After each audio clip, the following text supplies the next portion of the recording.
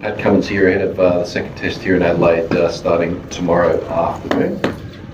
Raise your hand if you've got a question. I doubt very much we're going to get to everyone who has a question, so apologies for that in advance, but we'll do our best. So we'll start off with Mr. Law. Got a team for us, Patrick? And if not, what's holding it up? Double barrel. Yes, we do. Scotty Boland in for Hazlewood, only change. Thank you. But just the reaction from around the country over the last 10 days or so. You've been Test captain for 3 years. Do you believe that every Australian team, there is a way that they should play? I mean, not just in terms of batting and bowling, but how you carry yourself, or is it just about winning and losing? I don't really know about a certain Australian way. I think, I always try and work out what I think's best for, our guys, what's going to play to their strengths. And then, of course, you've got some responsibility to play a certain way, within, hopefully a style that the fans are liking and kids are wanting to tune in for. But, no, we don't tend to look too far in the past or forward. It's more about who's our 11 players, try and play to their strengths. Ollie? Mitch Marsh hasn't bowled in the nets this way. Do you expect him to bowl in the match? Yep. Made the call with the medical team over the last couple of days just to give him another couple of days off bowling. But, expect him to warm up and, if required, will bowl. And, I'm guessing probably will be required at some point. Hi, Pat. Just the recent statement of Michael Clark about Virat Kohli, that Virat Kohli scoring century in the first test match is more scary. And considering his record in Adelaide, your thoughts? Honestly, don't really have too many thoughts on that. Sorry. Yes, sir. Yeah. Pat, how difficult it is for you? There were multiple reports about there's divide in the dressing room. David Warner said a few things to Aaron Gilchrist's question, and then there were multiple things about Travis had said there's no division. But how do you see that?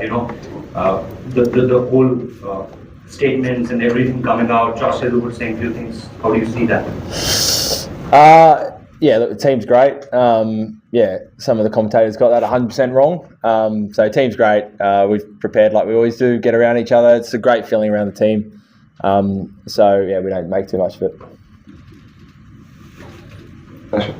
How's Marnus sort of been tracking this week? Have you noticed anything different in him in the last few days?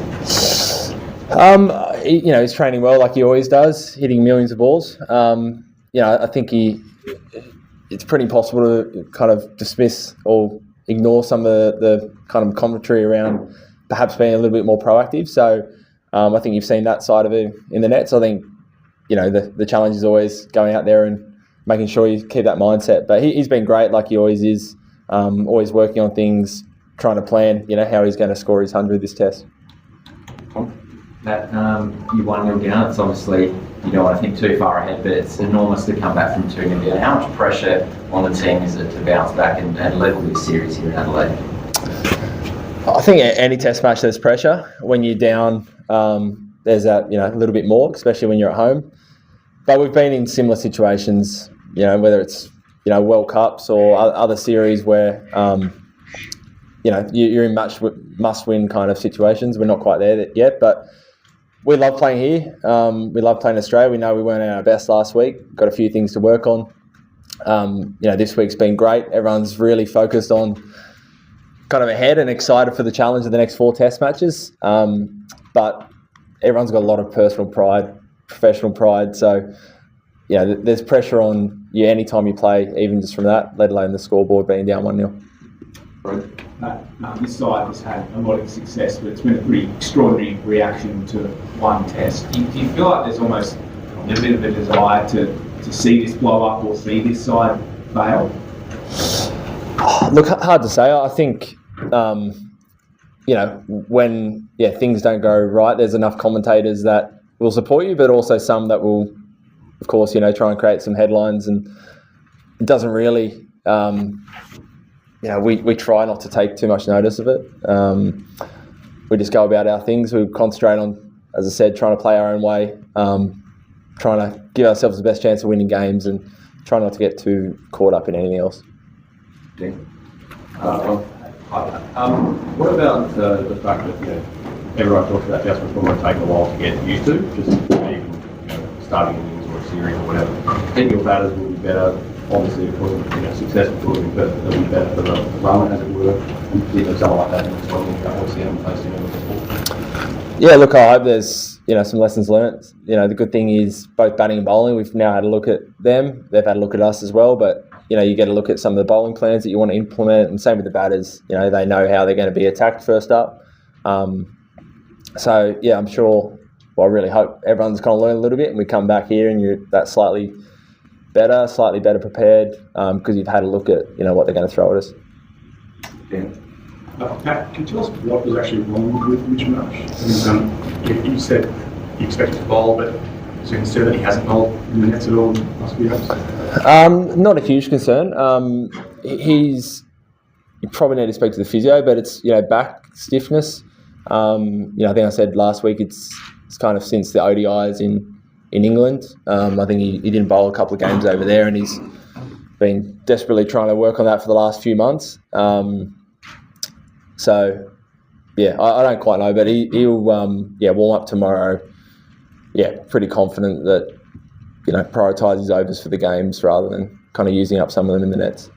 But 135 overs in the second innings in Perth, so this break between matches, has it helped you also physically apart from him? Yeah, absolutely. Any break in between test matches is welcome. It gives us a chance to, although we went home, you spend a few days in the gym, a few days recovery, and it's very rare after one test match you get that break. So it almost feels like, again, you're starting the second test as though it's the first test of the series. Feel in really good shape. Obviously missing Joshy's, a shame for this one, but he'll be right for the next one, hopefully. But, for Starkey and I, who bowled quite a bit, and Nath, we feel in great shape for this one. Yeah, yes, sir. Pat, Gail was here yesterday. Since Indians are not very used to playing with day-night test cricket, and some of the batters have faced issues with spotting the ball from the bowler's hand, and you guys have played 12 test matches, India have played just 4. Do you see that as a kind of an advantage that India don't play day-night test matches enough? Look, hard to say. Some of our guys have played a lot. Some of them have not played, too much pink balls. I think there is a little bit of getting used to, but that's what the last few days have been about, trying to get your eye back trained. So I don't see a huge kind of shift from red ball cricket to pink ball cricket. Just your own bowling for the test, just bowling your kind of self-assessment of it, anything you want to do different back for the team. Yeah, it wasn't too. It was reasonably happy with how I bowled. Felt like it came out all right. Obviously second innings when you're behind the game, you're chasing a little bit more. So I tried a few more things than it probably would if the game was a little bit closer. But overall, pretty happy with the rhythm. Always review. There's probably one or two things that I might do slightly differently, but as a whole, pretty happy. Rainbow? Peter Wilson's got all of that test. What does you expect him to bring, and what is it about the conditions and circumstances that make him good? Yeah, I mean, traditionally here, there's normally a little bit of nip, which is obviously suits Scotty quite well. All last summer, kind of he was geared up to go, and no one fell over, so it feels like it's been quite a while. Obviously had a good little hit out in Canberra a couple of days ago as well, so his prep's been really good. He's happy with how it's coming out and his rhythm. But as a captain, it's pretty awesome for someone like Scotty to come straight in. He can bowl huge amount of overs if you need. Super consistent. He's performed at this level, so he looks ready to go. Couple more here, folks. Sam? You've been able to get through the overs that you hope to and you hope to out of the field. Will you turn them on as pace bowling again, or is that something that the four frontline bowlers will try and pick up? Oh, look, potentially. I'd say probably more likely you turn into the fast bowlers a bit more. Obviously in Perth, Joshy was getting a little bit sore as well towards the end, so there's a bit of preservation there. Whereas, this test, everyone's fit and firing. So if that remains the case, as a general rule, you try and rely on your four main guys. What's the latest with Hazlewood and his injury? Like, when you guys get the win of that, and also, is he more realistic sort of Melbourne onwards, or is he a chance of getting back? Pretty confident for Brisbane. He had a good bowl yesterday, only like 3/4, maybe a bit more than that, but went beautifully. So got wind of it. Can't even remember the days, but probably day 3, kind of towards the end there. So he bowled once or twice more on it, but then kind of thought, okay, it's probably enough. And it's probably the right call in hindsight. I think in previous years where he's kept bowling, it's probably turned that 1 week injury into a 3 or 4 or 5 week injury. Whereas this year seems a little bit different, and he's really confident for Gabba. Last one up, thank you. Pat, Australia has got a phenomenal record at Adelaide Oval, and the same was the case in Perth, but they were humble in Perth. India, just before coming to Australia, they were humble in their own backyard. Do you think that in modern cricket, the home advantage is slightly overrated? Look, it's hard to know. For us, we played a lot in India in all formats, and I know India come out here, and even if it's not Test matches, this feels like there's a ODI series or something out here every year. So perhaps they're not as foreign as they used to be conditions. I think modern day players are very adaptable as well. You've got to learn to play all around the world, and you can adapt pretty quickly. So probably can't speak for years and years ago, but it feels like there's certainly home advantages, but maybe not super pronounced. Great. Thanks, everyone. Thank you.